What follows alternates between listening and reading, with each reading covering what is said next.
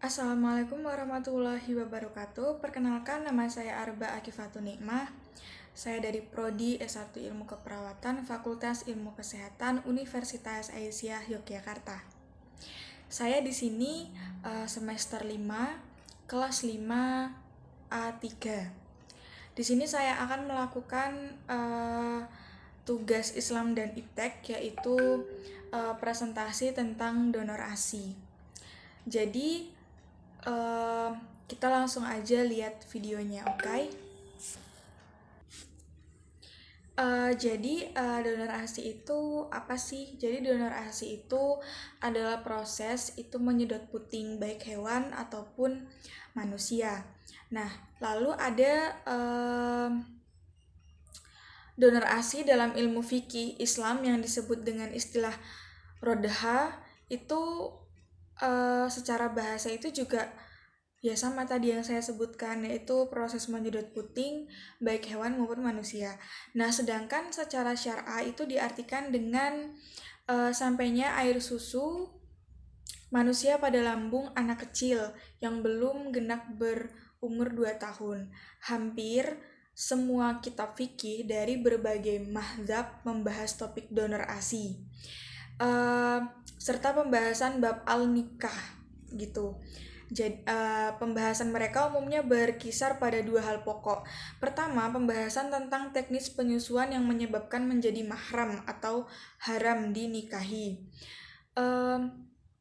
Kedua, pembahasan mengenai hubungan upah penyusuan di antara pihak-pihak terkait. Mengingat tentang keunggulan air susu ibu atau ASI memang sudah lama diyakini dan dibuktikan baik oleh para peneliti, tenaga kesehatan maupun para ibu-ibu yang menyusui dan bayi mereka masing-masing yang mengonsumsi ASI. Namun ada proses donor ASI yang terjadi di Indonesia itu hanya dilakukan oleh suatu rumah sakit tertentu yang sudah mendapatkan legalitas pengelolaan ASI eksklusif bagi bayi, yaitu Klinik Bank ASI RS Cipto Mangkungkusumo dan Lembaga Asosiasi Ibu Menyusui Indonesia. Sebagai organisasi nirlaba berbasis kelompok sesama ibu menyusui dengan tujuan menyebarluaskan pengetahuan dan informasi tentang menyusui serta meningkatkan angka ibu menyusui di Indonesia. Seiring dengan kehadirannya lembaga Bank ASI di Indonesia menimbulkan pro dan kontra, khususnya di kalangan umat Islam karena akan berimplikasi pada ketidakjelasan identitas mengenai siapa saja yang meminum air susu tersebut antara satu bayi dengan bayi-bayi lain yang juga ikut mengonsumsi pada sumber yang sama sehingga menimbulkan keracunan asap. Lalu donor ASI itu donor menurut Kamus Bahasa Indonesia adalah orang yang mendonasikan suatu secara sukarela. Selain donor, aktivitas ini juga bisa diartikan sebagai bentuk amal, mendermakan atau menyumbangkan hal yang dimiliki individu untuk menolong orang lain yang memerlukan. Merujuk kepada definisi donor, maka donor ASI adalah kegiatan sukarela dalam bentuk pemberian ASI kepada bayi yang membutuhkan ASI yang diberikan oleh ibu persusuan, baik secara langsung ataupun perahan. Donor ASI atau dalam istilah ilmu fikih Islam disebut dengan rada, adalah bentuk masdar atau kata kerja tanpa zaman dari kata rada'a yang berarti menyusu dikatakan rada'a al-tahsyadiyah, artinya dia menyusui susu ibu. Al-rada dengan difathahkan dan dikasrohkan huruf ra-nya. Ia merupakan bentuk masdar dari kalimat. Nah, bayi menyusui payudara apabila ia menyedotnya.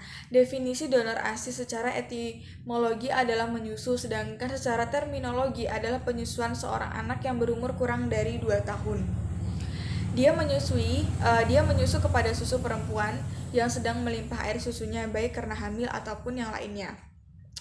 Lalu juga ada dasar hukum donor ASI, banyak terdapat dalam ayat-ayat Al-Quran dan hadis Nabi. Setidaknya ada 6 buah ayat dalam Al-Quran yang membicarakan perihal tentang hal ini.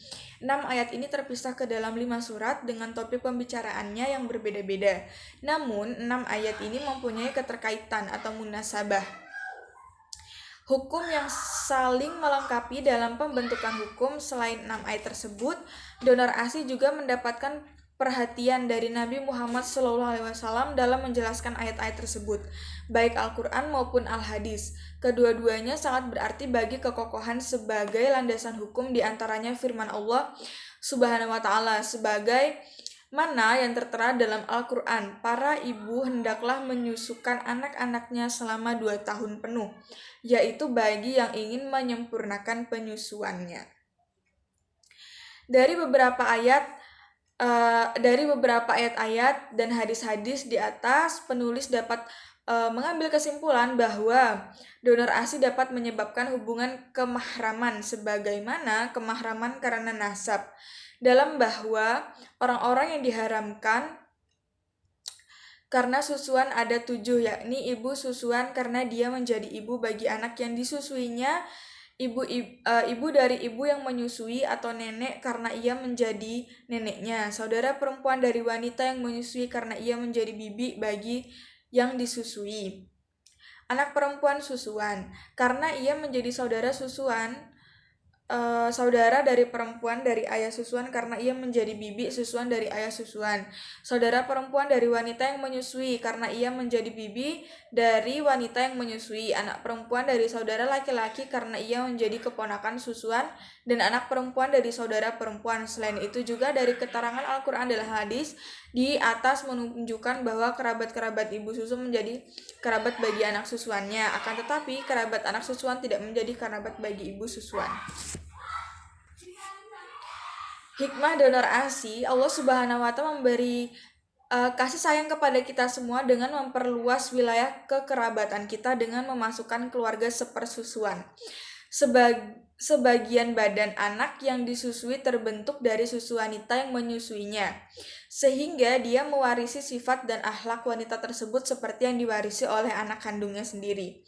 Hikmah donor ASI sebanyak 5 kali susuan adalah dapat menimbulkan perasaan saling kasih sayang antara keduanya dan dapat menumbuhkan daging dan tulang bagi si bayi. Maka dapat dipahami bahwa susuan kepada sang anak tidak hanya sekadar memberikan air susu, akan tetapi di dalamnya terdapat rasa kasih sayang yang mendalam tersalurkan kepada sang anak sebagaimana rasa kasih sayang ibu terhadap anak kandungnya sendiri. Usia menyusui, para ulama sepakat bahwa susuan yang mengharamkan ialah 2 tahun. Mereka berselisih pendapat soal menyusui anak yang sudah besar. Menurut Imam Abu Hanifah, Imam Malik, Imam Syafi'i, salah satu pendapat Imam Ahmad serta ulama-ulama lainnya berpendapat bahwa susuan anak yang sudah besar tidak menyebabkan kemahraman. Akan tetapi Imam Ahmad menambahkan jika menyusu hanya sebentar setelah 2 tahun maka tidak menyebabkan kemahraman. 103. Sebaliknya menurut Daud dan ulama-ulama dan mazhab Al-Zahiri, hal itu tetap akan menyebabkan kemahraman. Untuk dari kesimpulan keseluruhannya yang telah saya presentasikan tadi adalah donor ASI adalah kegiatan sukarela dalam berbentuk pemberian ASI kepada bayi yang membutuhkan ASI yang diberikan oleh ibu persusuan baik secara langsung ataupun perahan.